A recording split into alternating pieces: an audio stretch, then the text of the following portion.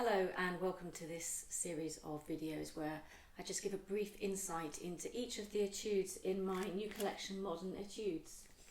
So we're going to look at etude number 1, and for me this contains the building block of a really good and solid and secure technique, and that is really making sure that you can manoeuvre between root, first inversion and second inversion chords quickly and cleanly. So the whole of this etude is made up of these broken chords using just 3 fingers, 3, 2, 1, and it starts off here, E, G, B, in the right hand. So what I would suggest is make sure that you have really good and secure placing each time you go on to the group of 3 notes.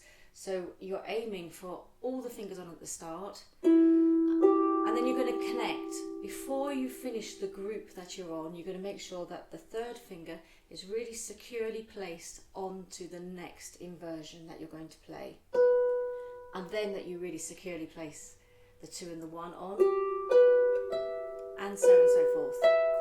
You're always going to end with a thumb, so you need to make sure that your thumb articulation is really nice and strong and that you really feel that you're pushing away.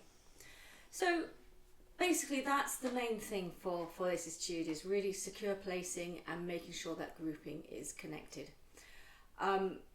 It usually always starts with the root position and then the first and the second inversion.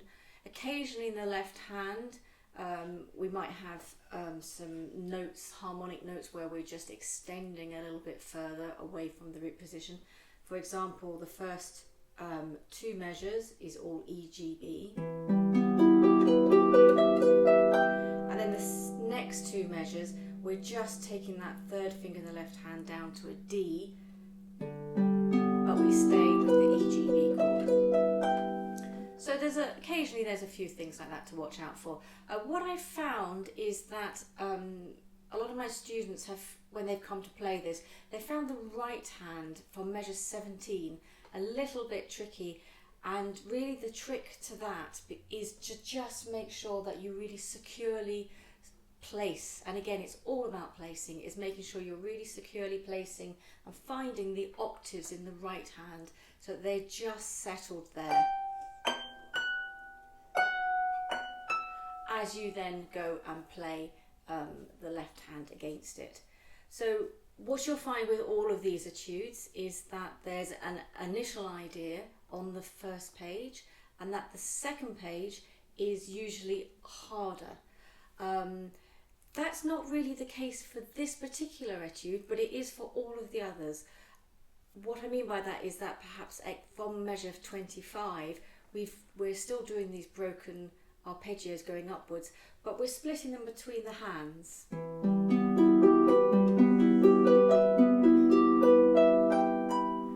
very often you will probably find that easier to do than doing it all in one hand. Yeah, so that's it with etude number 1. I do hope you enjoy it.